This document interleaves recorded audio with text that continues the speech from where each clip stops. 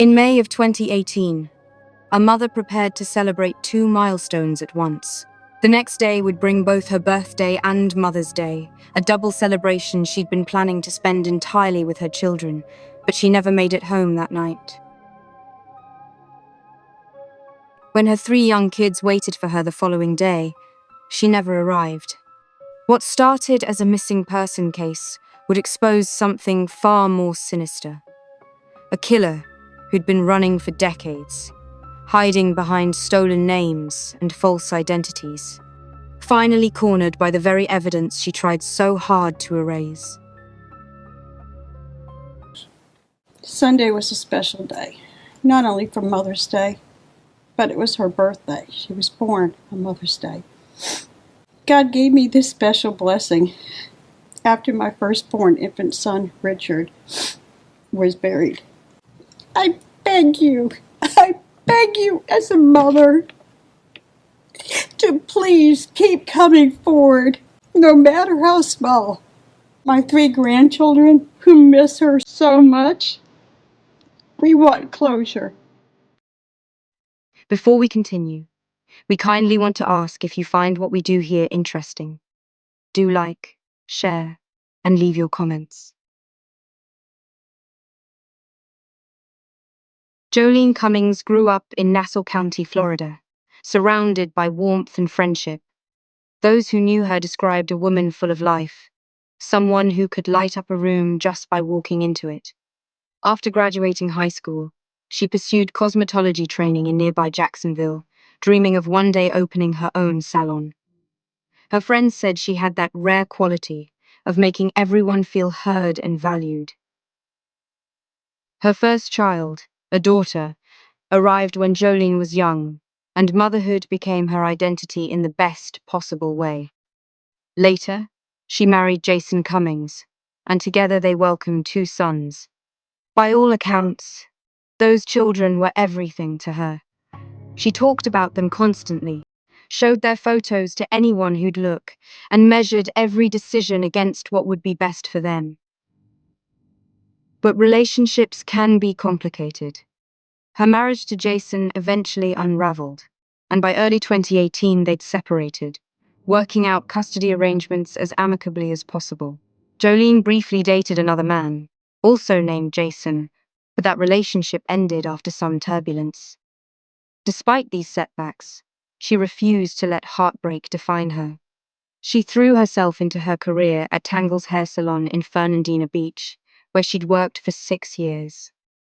The regulars adored her. Her boss considered her family. She had that gift of making strangers feel like old friends within minutes of sitting in her chair. By May of 2018, Joleen was focused on rebuilding her life. She was excited about her upcoming birthday falling on Mother's Day. She'd planned to spend the entire day with her 3 children, crafting a special gift for her own mother, Anne. It was supposed to be a day of simple joys, the kind of day that reminds you what truly matters. Saturday, May 12th started like any other workday at Tangle's. Joleen arrived for a fully booked shift, client after client filling her chair. She mentioned to several people that she was looking forward to the next day, eager to see her kids and celebrate. Her last appointment wrapped up around 5 in the evening. Security footage would later show her car still parked outside. That was the last confirmed sighting of Joleen Cummings alive. The following day, she was supposed to meet her ex-husband at a grocery store parking lot in Hilliard to pick up their children. When she didn't show up, Jason tried calling. The phone went straight to voicemail. He contacted Anne, Joleen's mother, thinking maybe there'd been a miscommunication. But Anne hadn't heard from her daughter either.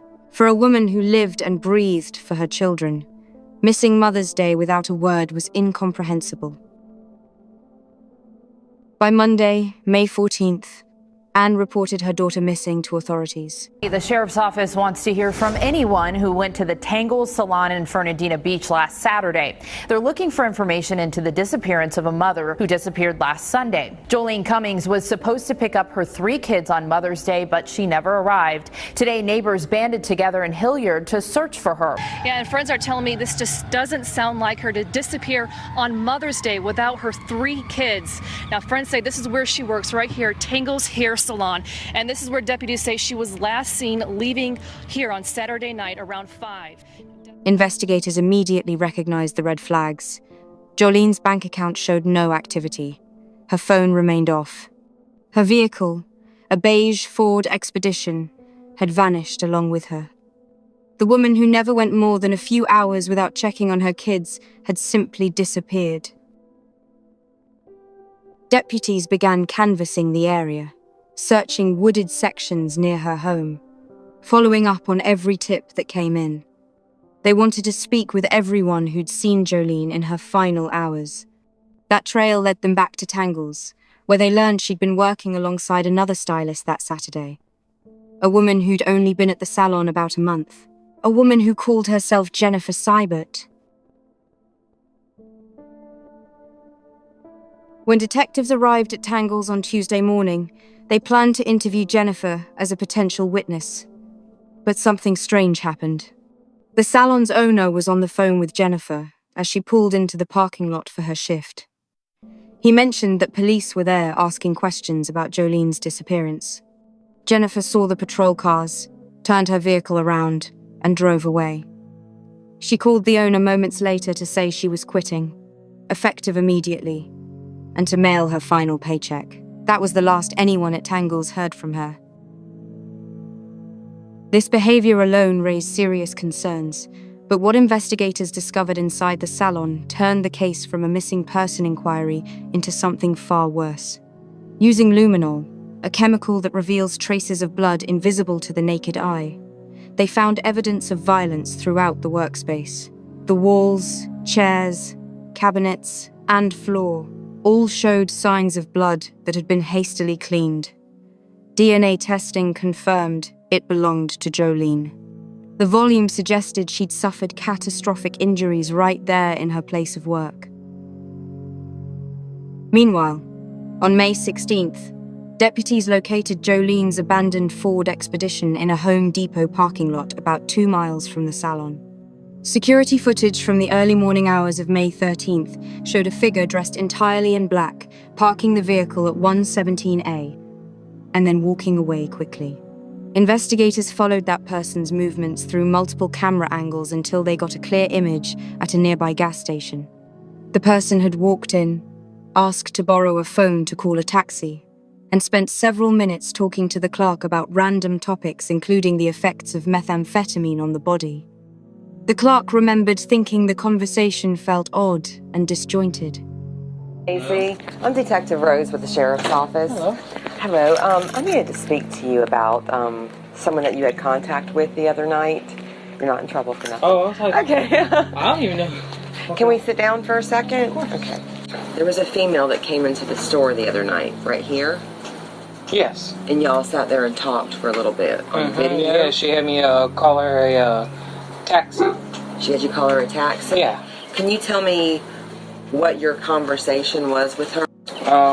She said something about how she was out with a couple of friends drinking, and one of the friends' ex-boyfriends came around. There had been some kind of problem. She didn't go into detail for it much after that. And to be honest, I don't even know how she got to the store because she had me call her a taxi, and then, 10, 15 minutes later she was gone. The taxi came and picked her up, took her, she said somewhere to like a Plant Fitness that was around us. She went into this really weird conversation about what meth does to your body. Literally, this is what most of our conversation was about. What meth does to your body? Okay. Yeah, it was really weird. Deputies identified the person in the footage. It was Jennifer Sybert. She'd been captured on camera, disposing of Joleen's vehicle hours after Joleen had finished her shift, then casually calling for a ride. The pieces were falling into place, but Jennifer had vanished just as completely as Joleen. A be on the lookout alert went out for Jennifer's vehicle. 3 days after Joleen disappeared, authorities found Jennifer sleeping in her car at a rest stop in St. Johns County. She had visible injuries to her face and arms, scratches and marks consistent with being in a physical altercation. Deputies arrested her on a grand theft auto charge for driving Joleen's vehicle. But during processing, fingerprints revealed a stunning truth. The woman they knew as Jennifer Sybert didn't exist. Her real name was Kimberly Kessler, born in May of 1968 in Butler, Pennsylvania. She'd been reported missing herself back in 2004 by her own mother. For 14 years, she'd been living under assumed identities, drifting across the country, reinventing herself again and again. Further investigation uncovered that Jennifer Sybert was actually the name of a 13-year-old girl who died in a car accident in Germany back in 1987. The child had been buried in Butler, Pennsylvania, Kimberly's hometown. Kimberly had stolen the identity from a tombstone. Searches of Kimberly's car and storage unit revealed a trove of disturbing evidence. Investigators found fake identification documents for 18 different aliases. She'd lived in 33 cities across 14 states since 1996, constantly moving, constantly changing her appearance with wigs and hair dye. They discovered 6 wigs, multiple cell phones, and notebooks filled with strange writings, references to demons, witches, and lists of people she seemed obsessed with. The evidence against Kimberly Kessler mounted quickly. Detectives found Joleen's blood on scissors recovered from Kimberly's possession, on her boots and clothing, and throughout her storage locker. They discovered a Walmart receipt showing that on the evening of May 12th, roughly 4 hours after Joleen's shift ended, Kimberly had purchased an electric carving knife, heavy-duty trash bags, zip ties, and ammonia. Security footage from behind the salon showed Kimberly struggling to lift several large bags into a dumpster late that night, bags that appeared extremely heavy. Kimberly's internet search history painted a chilling picture. In the days before and after Joleen vanished, she'd searched for terms like no body, no crime, female serial killers, missing person, body not found, and even Joleen Cummings. Investigators believed Kimberly had killed Joleen inside the salon, then spent hours attempting to clean the scene and dispose of the body. The electric knife suggested dismemberment, the trash bags indicated disposal. Though searchers looked through millions of pounds of garbage at local landfills, Joleen's remains were never recovered. At a press conference on May 22nd, just 10 days after Joleen disappeared, Sheriff Bill Leeper announced that while the search would continue, authorities believed Joleen was no longer alive. Ann Johnson stood beside him, tears streaming down her face as she begged anyone with information to come forward. She spoke directly to the camera, asking as one mother to another for Kimberly to reveal where her daughter could be found. In addition to following up on all leads and evidence we were receiving, this individual was known as Jennifer Sybert. We have subsequently found out that Sybert's real name is Kimberly Kessler. Through our investigation, we have obtained evidence, which we are not releasing at this time, which leads us to believe Joleen is not alive. Kessler is a suspect in the disappearance of Joleen Cummings. Sunday was a special day, not only for Mother's Day, but it was her birthday. She was born on Mother's Day. God gave me this special blessing after my firstborn infant son, Richard, was buried. I beg you as a mother to please keep coming forward, no matter how small. My 3 grandchildren who miss her so much, we want closure. In September of 2018, a grand jury indicted Kimberly Kessler on charges of first-degree premeditated murder and grand theft auto. She pleaded not guilty, and what followed was years of delays and disruptions. Kimberly's behavior in jail became increasingly erratic. She went on hunger strikes, dropping from nearly 200 pounds to just 74, a life-threatening weight loss. She stripped naked in her cell, smeared feces on the walls, and threw waste at guards. She was charged with additional counts of battery on law enforcement officers. During court proceedings, she refused to cooperate with her own attorneys, frequently shouted accusations about conspiracies and secret societies, and was removed from the courtroom so many times that she spent most of her trial watching from a separate room via video link. At one point, she repeatedly screamed that her public defender was related to Joleen, making wild claims about corruption and frame-ups. Psychiatrists who evaluated her disagreed on whether her behavior represented genuine mental illness or calculated performance. Some believed she was incompetent to stand trial. Others, including jail staff who dealt with her daily, insisted she was cleverer than she appeared, that her outbursts were strategic. Eventually, a judge ruled she was competent enough to understand the proceedings against her. In December of 2021, after years of delays, Kimberly Kessler finally stood trial. The prosecution presented overwhelming evidence, including the blood, the surveillance footage, the purchases, the internet searches, and testimony from dozens of witnesses. The defense argued there was no proof of premeditation, that perhaps a fight had broken out and things had escalated beyond anyone's control. But they couldn't explain away the electric knife, the calculated purchases, or the search history showing Kimberly had been researching murder and body disposal. The jury deliberated for less than 3 hours. They found Kimberly Kessler guilty of first-degree murder and grand theft auto. In January of 2022, she was sentenced to mandatory life in prison without the possibility of parole.